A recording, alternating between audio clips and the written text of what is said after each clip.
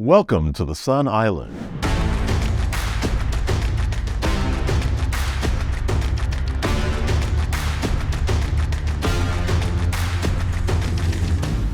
Welcome back to the Sun Island. We're joined here with Roy Guillory. Roy's been in the energy space in Texas for many years, and he has taken some time out of his very busy schedule, which we thank you for, to come out and kind of educate us basically on some of the development in the energy industry over time. I'm just going to kick it over to you to kind of continue with that introduction real quick. Sure, great. Thank you for having me today. Definitely.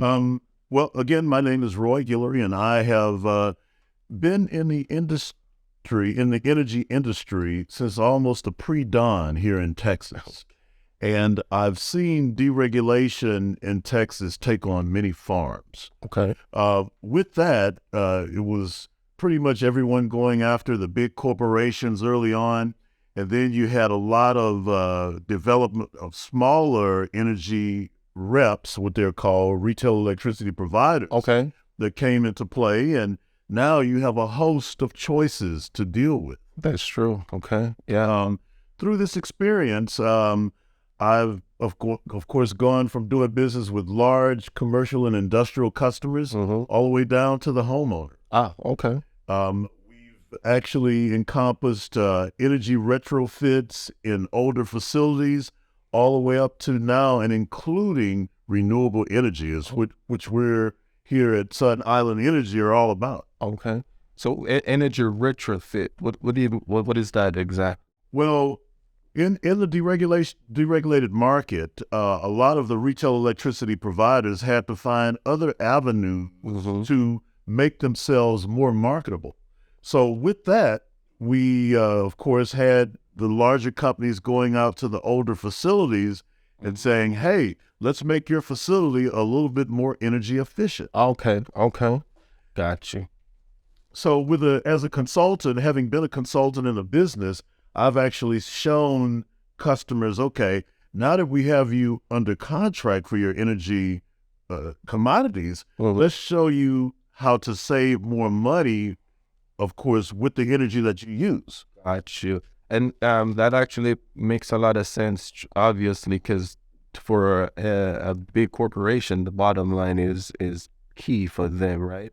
Exactly. Let's kind of rewind a little bit, and you said early 2000s? You got into 2000s. Around 2004, I got into the energy business with a small company, which is now known as Direct Energy. Direct Energy, okay.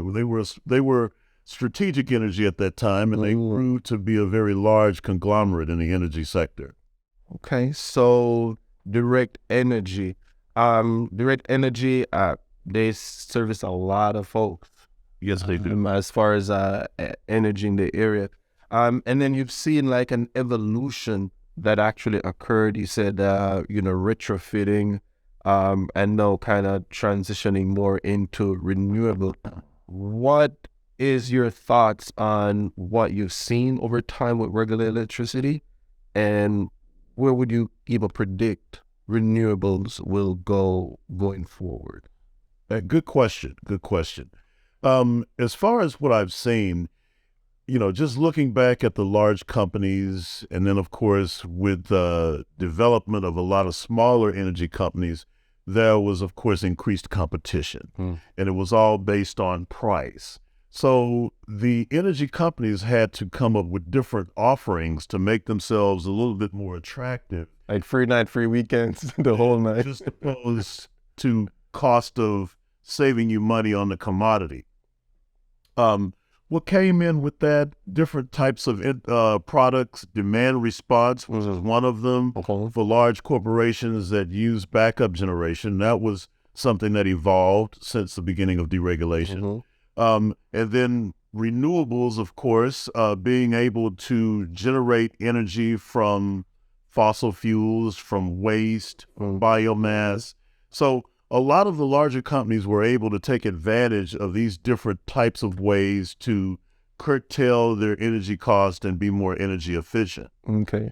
Up to this date now, when we talk about renewables, we're talking about ways, of course, to produce energy and decrease the carbon footprint and using energy and creating energy. Absolutely.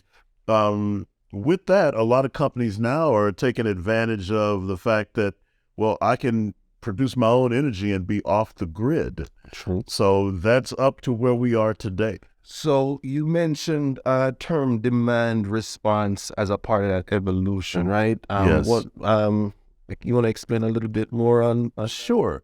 Demand response works for energy customers. Of course, everyone that has a business is an energy customer for the most part. Mm-hmm. But for the larger energy customers that have a critical need, let's just say, for example, a data center or a hospital, those are examples of businesses that have a critical need for electricity.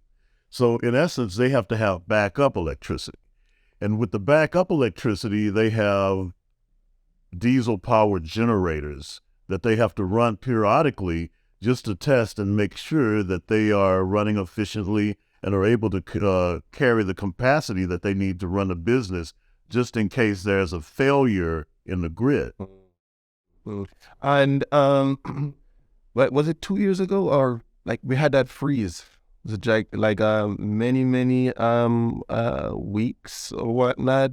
We had that freeze, and it was kind of devastating. You know, we had like tragedies in the air with people trying to use gas generator in their homes, and just for heat.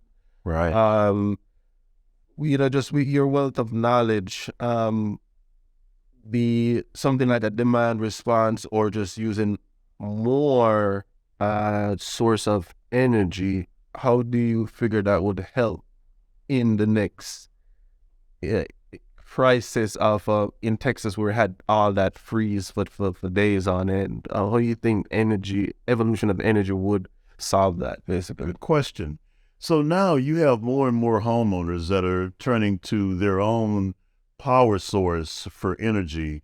And with that, they're buying their own home generators, which will provide energy to the home in the event of an energy grid failure.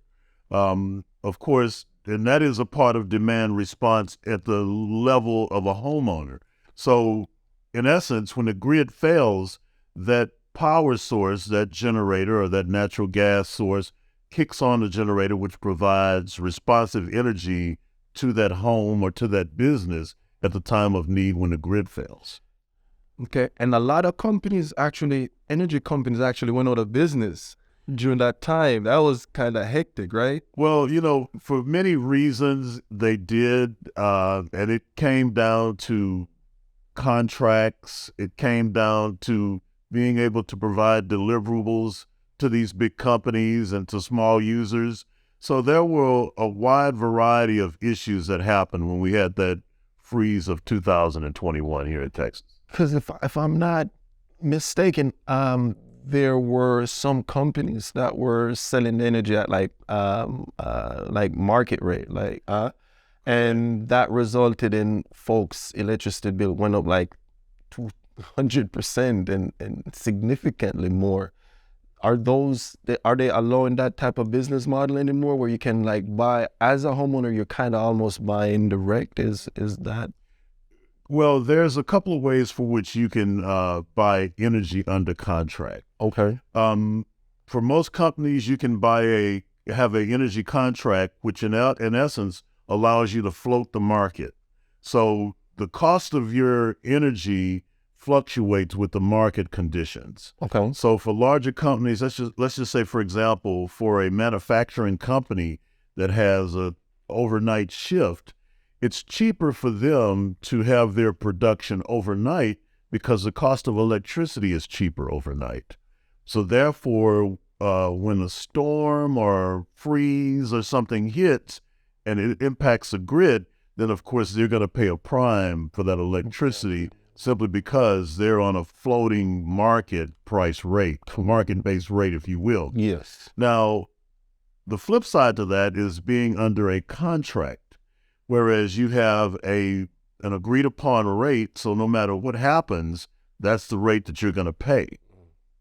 Now, behind the scenes, the energy companies that provide this energy, they are basically hedging the energy in advance. So for someone that signs a 1, 2, 3 year, whatever the time frame is for that contract, then that energy is actually hedged in advance.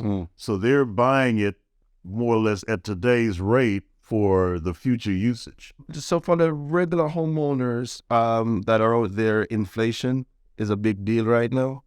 I remember back in 2016, 17, when I got into solar, and we used to try our very best to convince people that, energy price is going to go up. They would laugh at us. And now inflation is like 6.5%. Yes, It's a real thing. Back then it was like 2%, right? it's true. Given that energy prices are increasing for simple fact that inflation is real, what's the best way for the average homeowner to actually select a plan that would work for them in their case? Well, the best way for a homeowner is to first shop around for the right provider. Okay. You have to find something that fits within your budget, some company that's going to allow you to have that plan for a certain amount of time. That'll be budget friendly to you. And of course, just looking at the home itself, making sure that the home is as energy efficient as possible. There are a lot of cost-cutting measures that you can take to enhance your energy savings Kind of overall. retrofitting your home, basically. So if it's an older home, then, you want to possibly look at retrofitting with insulation. You want to go from regular incandescent lighting to LED lighting. You want to make sure that your HVAC is up to date and well insulated and working properly. All of these things impact the cost of a homeowner's. You got an old roof, and An older roof. There are many factors and, of course, many ways that one could impact their energy cost by simply updating their facilities. So you said, looking at your options, and a good resource that is here in Texas that folks use is Power to Choose. What's your thoughts on something like Power to Choose? Well, Texas is a deregulated market, and with that, Power to Choose gives anyone that is selling energy on the retail market allows them to be a part of the marketplace. With that, the Power to Choose is a wonderful thing because you have the absolute freedom to go and choose the provider that you desire. But with all these energy plans or energy company is like what, 200 plus, or is a lot of them, right? There are many. They are essentially buying their energy, but the delivery is for the most part through the utility, which That is correct. a lot of clientele in this general area is CenterPoint. Yes. What role do they play specifically, like CenterPoint Energy, and how do they affect the price of electricity? That's a good question. CenterPoint, which is the utility, actually delivers the electricity to your facility, to your home, or to your business. Okay. They are very important in the process of you having the ability to turn the lights on. Okay. With that, it comes down to congestion. It comes down to transmittability. It comes down to the area and the usage. A high density area, like let's just say, for example, an area where there's a lot of business, demand is going to be higher. In such cases, the delivery portion may be a little cheaper than it would be if you were in a rural area and you were the only one of 5 houses that was getting the electricity. In that case, the demand would be very low, and of course, the cost to deliver that electricity to that facility would be more expensive. So speaking of CenterPoint, I do know, I'm not sure if it's everywhere, but depending on where you live, when you buy like a smart thermostat, oftentimes they will actually give you like a $50 discount. So for folks who can go on their website, I'm not 100% if it's still available, but they'll give you like a discount if you get a smart thermostat, so like a Ecobee or a Nest, right? Those things can be operated remotely, right? They can. What's your opinion on like a smart thermostat, and how effective are those at actually saving money, if at all? Well, they are very effective simply because you're able to control your HVAC from wherever you are. Okay. With that being said, if there's no one at home during the midday hours, you can shut your system completely off. And of course, before arrival, you can have it come on so the home could be cooled or heated by the time everyone starts arriving home in the evening or afternoon. Still on the subject of CenterPoint, sometime during the year, right, they'll send out like messages like, we're at some critical capacity, please reduce your energy consumption. As an area that's growing, right, that with Texas, everybody's coming to Texas, right? Texas is amazing. I love it here. Coming to Texas, that demand is going to keep going up, right? That's correct. Over the last couple of years, I've seen like many like blackouts, and then also where time of usage, stuff like that. Do you think CenterPoint is building their infrastructure fast enough to accommodate the influx of folks coming into Texas? Kind of a two-part question, and I'm going to address both of them. Okay. So for the rolling brownouts and blackouts, that is a form of demand response. When the demand is high in the summer and when it's high in the winter, the utilities will ask to curtail your usage to mitigate a blackout or mitigate rolling blackouts. So at the time in the summer when it's at its hottest, in that early part of the afternoon, everybody's getting home. The first thing they do is they crank up the AC. That, of course, peaks the grid in that area. So therefore, it's high usage, and there's a time when the utility is saying, we'd like for y'all to curtail or cut back on the usage so that we won't have a blackout. It's kind of like in areas where there's drought, right? They're saying, don't you water your grass. Same principle. That's demand response to water usage as well. Yes. So demand response plays a big part in the grid maintenance. Now, when we talk about being able to, when we talk about being able to overcome grid conditions, not being susceptible to demand response. You asked, is CenterPoint keeping up with the growth in the area? Well, that would be a good question for them. But for a safe and secure way to maintain your energy at home, now we have solar. Oh, gotcha. So you're not so dependent upon what's coming to your house from the grid. That's a good point. So yes, they are working. They're utilizing new innovations to enhance the reliability of the grid. Of course, that's ERCOT. We're talking about the Electricity Reliability Council of Texas. They are responsible for making sure that energy reaches your home and your facility. Well, when you go solar, or when you go backup battery, or when you go independent generation to your facility, you're not so dependent on the grid. So the reliability of the grid at that point is not necessarily your worry. That's you know what? That's a true point. I don't even know what to say about that. It is 100% accurate. A thing called carbon capture is like a thing that's going on right now. You figured with the energy companies say, okay, well, a lot of people they'll be using like carbon capture. What's your thoughts on that? Well, carbon capture is simply the use of waste to produce energy. And many larger companies use biomass to create their own energy, so they're not so susceptible to utilizing energy from the grid.